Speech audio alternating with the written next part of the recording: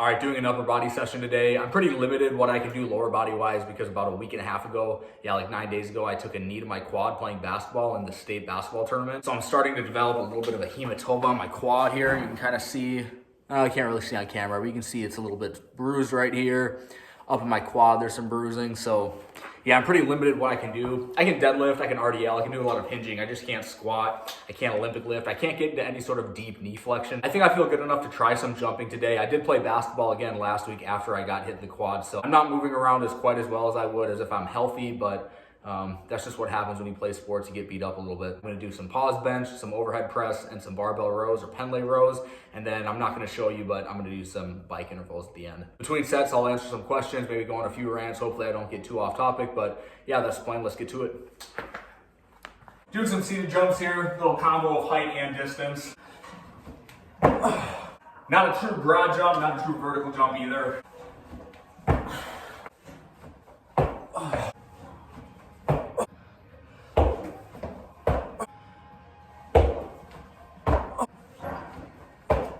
All right, first lift of the day is pause bench. I'm gonna hit a heavy single, see what I can work up to, and then 3 sets of 5 after that.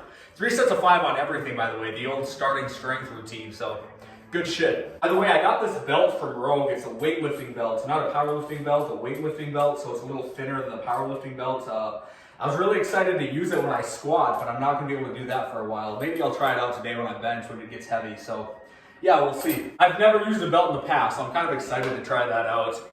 Not that I had any reason to not use one, I just never did, never had access to one, so I just got used to not using one. So people ask me how I always squat or deadlift without belts all the time, just because I never had access to one, so I finally got one, and if I like it, I'll keep using it. If I don't, then I'll probably just not use it.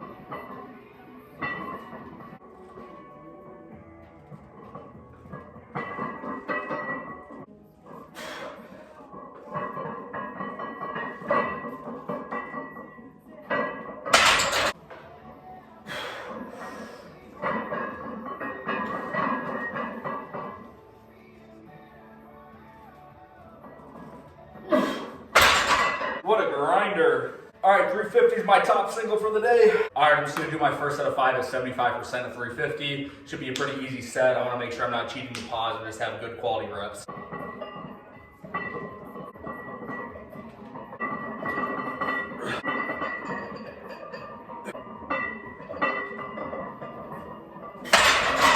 What are your thoughts on supramax eccentric training where you lower way more weight eccentrically than you can lift concentrically? So I've talked about this in the past. I think I've made 2 videos in the past about this. I honestly don't even remember what I said in those videos. There's a few different angles I want to answer this question from. First one is just imagine you're following a training program by yourself, so you're not with a group of people. So practically, if you're using a weight that you can't lift up, you're going to have to lower the weight, drop the weight on some pins, and then to have to get the weight back up, you're just gonna have to attach bands from the top of your rack and then hook the bands up from the rack onto the barbell, get back onto the barbell and press it up or squat it up, whatever exercise you're doing, back onto the hooks of the rack. Practically, it's just not very user-friendly if you're gonna do that by yourself. The other thing I wanna talk about this is that even though you're using a weight that's heavier than a weight that you can lift concentrically, it's still unlikely that you're doing a supramax eccentric contraction.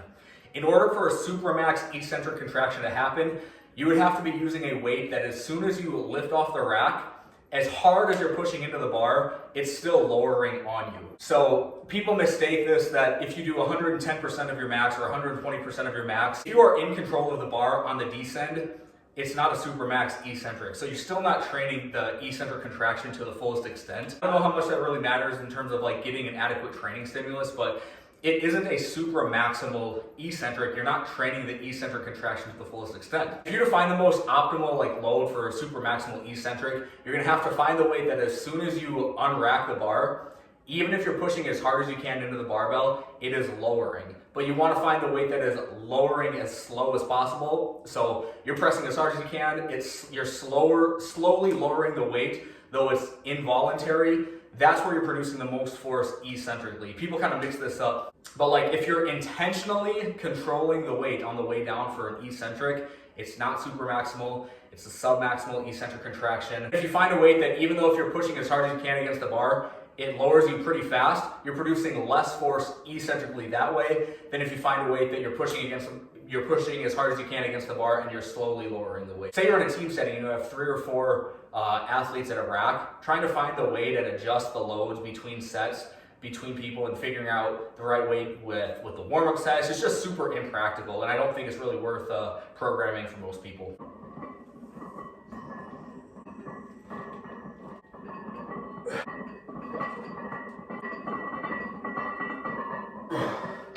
And I think Cal Dietz with his book Triphasic Training had like good intention as far as like delivering that type of message and delivering that information. And that book has a lot of false pretenses to it, a lot of false premises that people accept. Not that it's a bad book, it delivers some good information, provides a really good framework to train off of. A lot of the book is just based on like isolating the eccentric contraction, the isometric contraction, the concentric contraction, with the idea that you strengthen the eccentric contraction, and then it kind of has this domino effect that the stronger you are eccentrically, the more load you're going to be able to handle isometrically, and that isometric contraction is going to be a lot quicker when you're doing dynamic movements. Therefore, you're going to be able to produce more force at a higher rate. With the concentric contractions, it's just it just doesn't work that way. It's not that complex. You get stronger, you get stronger. Anyways, I don't have to talk about triphasic right now. I can maybe make it an entire video on triphasic later. I suggest that everybody read that book. Don't not read the book. It's good to read. All right, I'm just adding a 2.5 to the last set, so 270.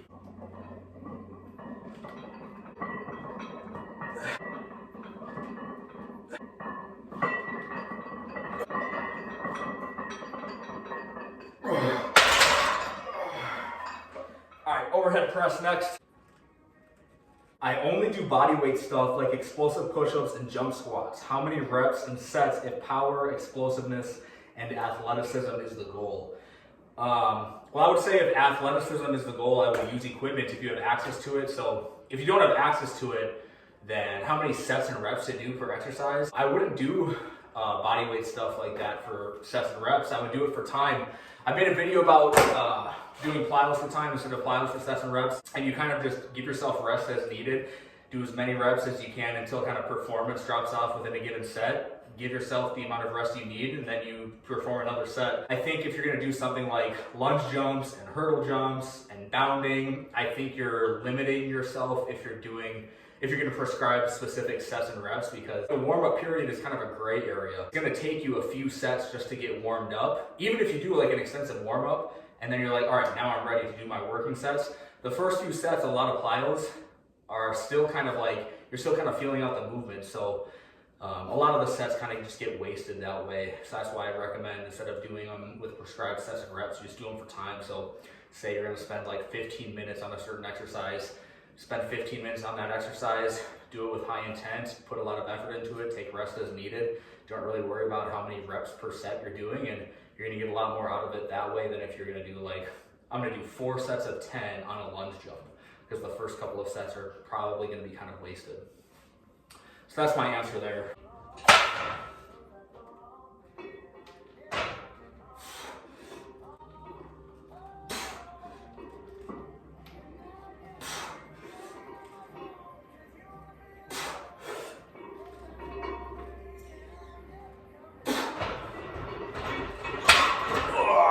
All right, last lifting thing of the day, Pendlay rows. I do have one little rant I want to go on. I'm going to talk about it after this set. I got 295 on the bar. Real quick before I start, it's March Madness season going on right now. A lot of college basketball. NBA is getting ready for playoffs to start. I love basketball, so I watch all of that shit. If you know who Zach Edey is, he's the guy from Purdue. He just had a post-game press conference and said something about how like he's on a mission to prove all the people who overlooked him wrong. And I do have a little rant I want to go on about that whole sentiment of like proving the doubters wrong, proving the haters wrong, doing it for the haters, that shit.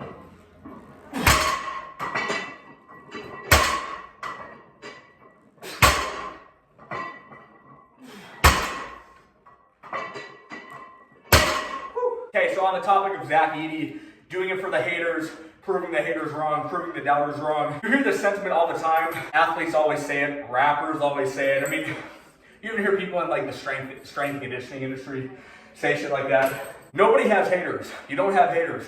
I don't have haters. You probably have more people in your life wishing the best for you than people who are like doubting you in your life, hoping to see you fail.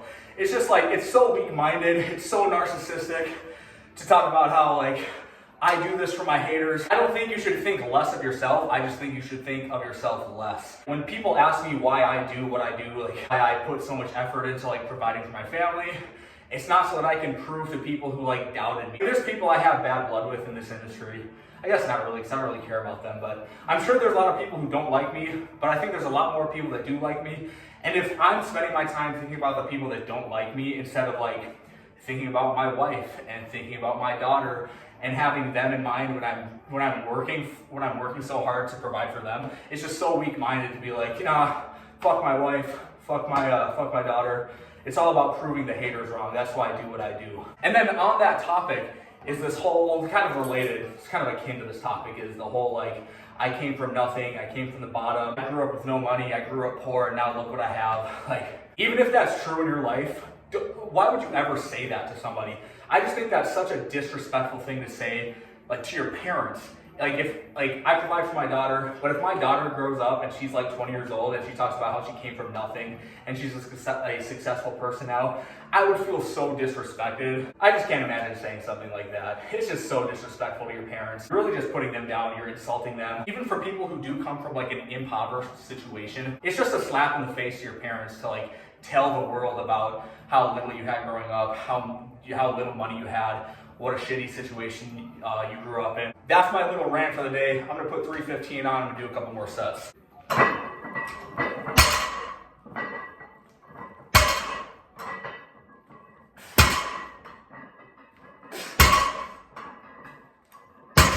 right, 325. Dude, both of those things, like doing it for the haters, proving the doubters wrong. I came from nothing, I grew up impoverished, and now look at me.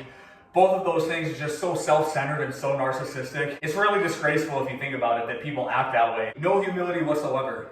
It's kind of sad. All right, whatever. I'm ready for this last set.